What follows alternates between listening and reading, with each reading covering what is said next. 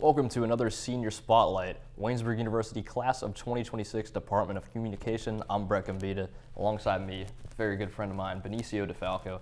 Benicio, first off, what led you to Waynesburg? So I was a senior in high school at Keystone Oaks, and I was finishing my senior season in football.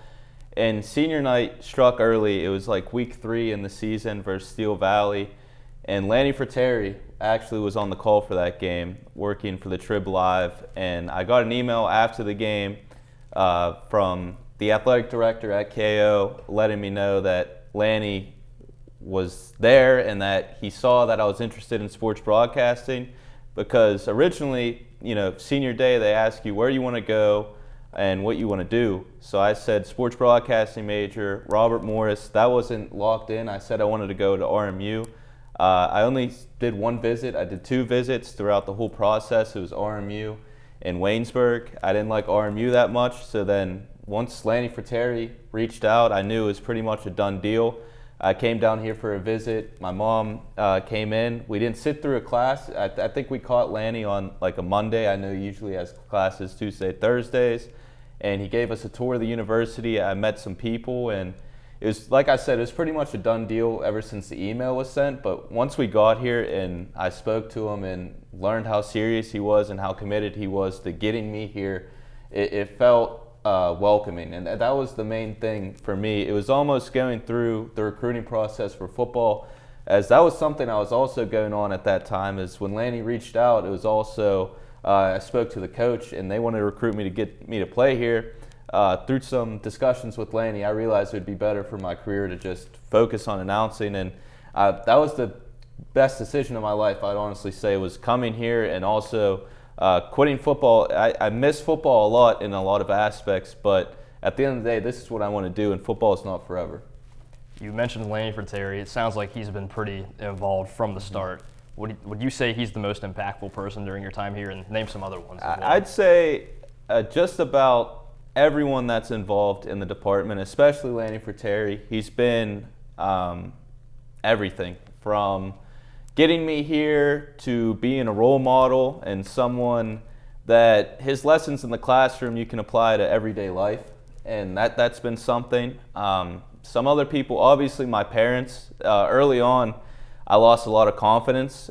Coming in here, I was, I thought that I was overly confident coming in here, and then I got humbled early. I didn't really know what I was getting into, and a lot of talking to my parents, them convincing me to stick this out, and that this is something I can do. Even throughout some bad broadcasts throughout my first 2 years, lacking confidence, my parents told me to stick through it, and they found little things. And then obviously I got to give respect to a lot of you guys, Brett, Dean Chaser, my roommate, Logan Arblaster, Ethan Spazarski, Joe Chirillo, Luke Andrusik, just some of those guys to name.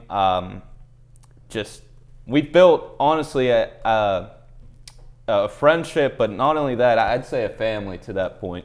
I look forward to life after college, and I'm definitely going to stay in contact with a good bit of you guys, and that's been another thing, was building those friendships here. That took time as well, as like my first 3 weeks here was another thing. That was another kind of hump in the hill, I guess, I had to get over, was getting new friends. Coming in here, I knew absolutely nobody, so it took me a few weeks to just start discussing and talking to people, and once we got things rolling, things starting to come out. But some other people that come to name was Richard Krause. I originally came down here, and I don't know if he wasn't here, but I didn't really get to speak with him my first visit here, and then also the first couple weeks, and he's challenged me a lot, and that's something that I appreciate throughout his classes and courses.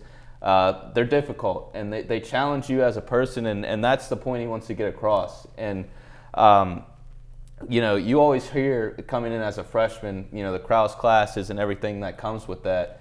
But I was a little bit nervous, but with that came the challenge, and it helped me grow as a person a lot. Over your time that you've spent broadcasting, have you developed a favorite sport? And then do you have a favorite game that you've called, or like a favorite call? So starting off with the favorite sport, originally coming here when Lanny told me to quit football and pursue announcing, I thought it was just going to be football. And early on, I realized how difficult announcing football can be. And basketball came pretty much, it came instantly. Something just snapped. And the basketball was my best announcing gig, I'd say so. But I like being challenged as well. Something that I wasn't too familiar with. Baseball, I had to learn kind of the ins and outs early on, like my freshman and sophomore year, picking up on some rules and stuff that I wasn't familiar with in baseball. So baseball has become one of my favorites to announce. Other than those three, it kind of gets, I don't know, volleyball is all right, but those three are definitely my favorites. I don't know if I can pick it down to just one. As for my favorite call, I don't know. We went on a road trip to Allegheny with Mike McKenzie. He's another guy that I've built a great friendship with. We went on a road trip, and for those of you that don't know, it's like a 2.5-hour drive. And we got there, and Waynesburg defeated Allegheny on a game-winning field goal. So I'd say either that as a call, or PJ Suggs had some blocks in his times here, and either some of his blocks or an Anton Baker dunk. I'd say between those basketball calls and the game-winning field goal is probably my favorite. Let's say a freshman or a prospective student is watching this right now. What are you telling them? I'm going to tell them that they're, and seriously, the best place they can be. You look across the United States and the different colleges and campuses you can come to. Waynesburg doesn't really stick out. It's in the middle of nowhere, and you might have doubt early on in your career coming here. You know, you might think about the things outside of what you're pursuing and whatever your major may be. Focus on keep the main goal. And while you're here, remember that it's for education and what you want to do post-college. So keep that in mind at an early age. Once you get here, you're going to be challenged early. Stick with it. That's the main thing, is sticking with it. Stay confident. Having good people in your corner, I can't express that enough.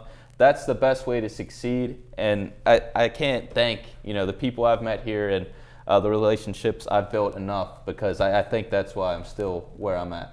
What's life looking like after Waynesburg? So life after Waynesburg right now, I'm going to go back home to Pittsburgh. I have a few freelance jobs lined up throughout the PAC Digital Network, Green Sports. I'm going to stay in contact with them.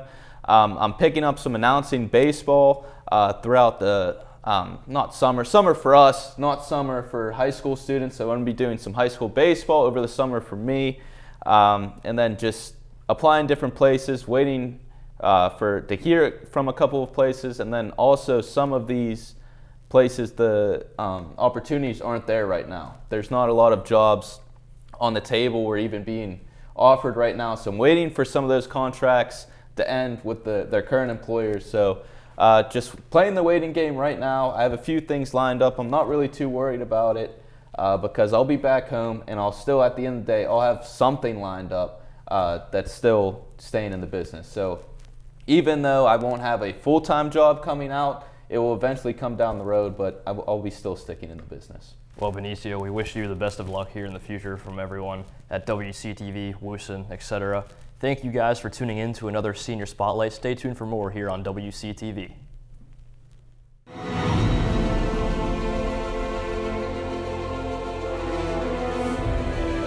This has been a production of Waynesburg Community Television.